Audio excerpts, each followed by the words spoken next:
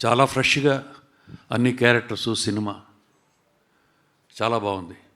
నేను చాలా సినిమాలు చేశాను అండ్ నాతో పాటు రవీంద్ర విజయ్ కూడా చాలా సినిమాలు చేశారు. మీ ఇద్దరం ఇందులో చాలా ఎక్కువ సినిమాలు చేసిన వాళ్ళ క్యారెక్టర్స్ మెయిన్ క్యారెక్టర్స్లో వాళ్ళు ఉన్నాం. బట్ మేమిద్దరము కూడా ఆ కొత్తగా వచ్చిన వాళ్ళందరిలాగా ఫ్రెష్గానే ఉన్నాం. That greatness goes to the director. Director అలాగా క్యారెక్టరైజేషన్స్ చేసి మాతో పర్ఫార్మెన్స్ చేయించుకున్నారు.